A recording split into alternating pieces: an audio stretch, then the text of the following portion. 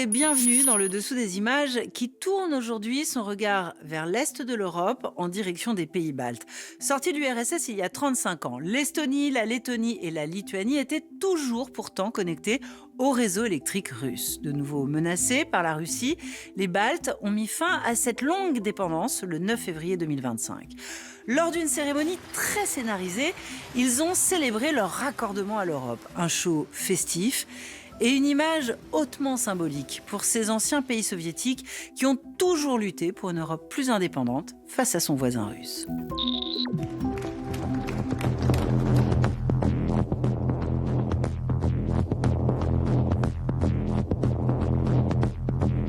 Please activate the connection.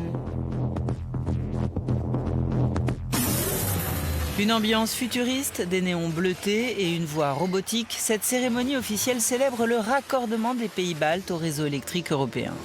Lumière stroboscopique et musique électronique, ce spectacle met en scène la réussite de la connexion entre les pays, symbolisée par ces néons. Pour matérialiser visuellement le courant électrique, le show intègre la projection géante d'une centrale et multiplie les effets d'éclairage. Sur scène, les représentants des 3 pays baltes, accompagnés de leur allié polonais et de la présidente de la Commission européenne, Ursula von der Leyen, sont réunis à Vilnius à l'occasion de cette étape historique baptisée le jour d'indépendance énergétique balte. L'opération de communication a commencé 100 jours plus tôt avec l'installation de cette horloge dans le centre-ville de Vilnius qui affichait le décompte jusqu'à la déconnexion. Le jour est historique pour les pays baltes, ces 3 anciennes républiques soviétiques qui possèdent des frontières physiques avec la Russie, la Biélorussie et l'enclave russe de Kaliningrad, étaient jusqu'à présent restées tributaires de l'électricité russe malgré leur indépendance en 1991. Première étape, le 8 février 2025 au matin. Les États baltes se sont déconnectés de l'ancien réseau soviétique en coupant ses 9 points de jonction. La presse a été conviée pour immortaliser ces images très symboliques, comme ici en Lettonie, à Vilaka, près de la frontière russe où les câbles ont été sectionnés, ou encore dans la centrale de Narva, en Estonie. Le lendemain, le 9 février 2025, à 14h05 heure locale, les 3 pays se sont connectés avec succès au réseau européen. Un raccordement célébré le jour même en Lituanie lors de cette cérémonie insolite. Un événement qui a fait réagir certains internautes sur les réseaux sociaux qui ont comparé la scénographie aux performances musicales du groupe allemand Kraftwerk.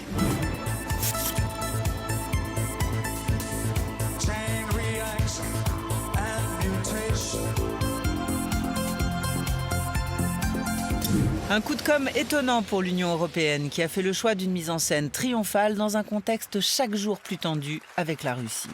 Géographe et spécialiste des questions de sécurité énergétique, Angélique Pahl éclaire pour nous les enjeux diplomatiques derrière la communication des pays baltes. C'est un projet qui a duré quasiment 20 ans. Et donc c'est une célébration qui est à la fois nationale, mais elle est aussi européenne, puisque l'Union européenne et d'autres pays membres, comme la Pologne, ont largement appuyé cette sortie des pays baltes de la sphère énergétique russe.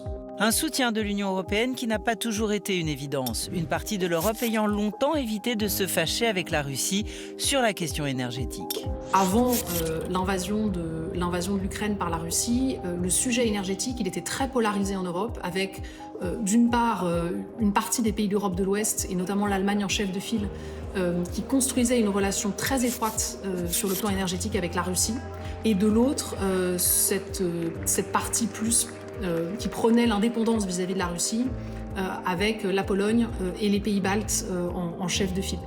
Et dans les années 2010, la Russie a eu avec l'Ukraine une série de différends qui se sont soldés par des ruptures d'approvisionnement, notamment en hiver. Le centre-ville de Kiev ce matin, le thermomètre affiche moins 12 degrés.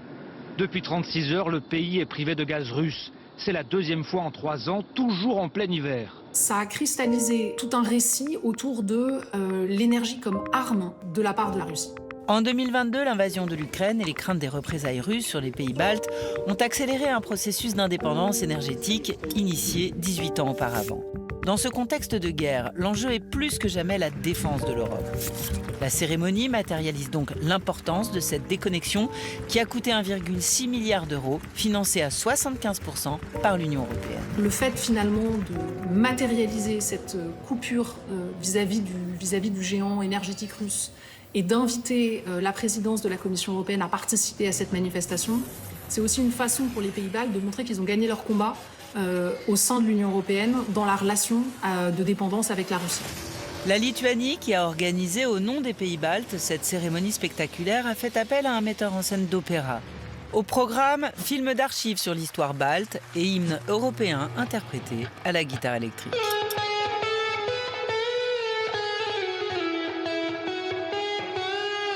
Lors de son discours, Ursula von der Leyen a entériné le rôle de lanceur d'alerte joué par les pays baltes. From your history, you knew Russian energy came at a price. Blackmail, price shocks, economic uncertainty. Une cérémonie qui aurait pu tourner court. Les autorités baltes craignaient des tentatives de sabotage côté russe qui n'ont finalement pas eu lieu. Il faut dire qu'une dizaine de malveillances ont été recensées en mer Baltique depuis l'invasion de l'Ukraine. Comme en décembre 2024, lorsqu'un navire russe, l'Eagle S, a été soupçonné d'avoir sciemment endommagé un câble électrique. Des tensions qui nourrissent un duel entre la Russie et l'Union européenne qui s'accusent mutuellement. Ces tentatives de sabotage, elles ont été attribuées par les pays de l'Union européenne à la Russie, qui s'en est défendue à travers la voix de son porte-parole. Cette communication très importante des pays baltes autour de cet événement d'indépendance énergétique, c'est aussi une forme de réponse médiatique à l'ensemble des sabotages, des tentatives de sabotage qui ont eu lieu en mer Baltique. Une réponse médiatique à forte connotation historique. En marge de la célébration, le président lituanien s'est ainsi fendu d'une formule sarcastique à l'égard de la Russie. Goodbye Russia, goodbye Lenin.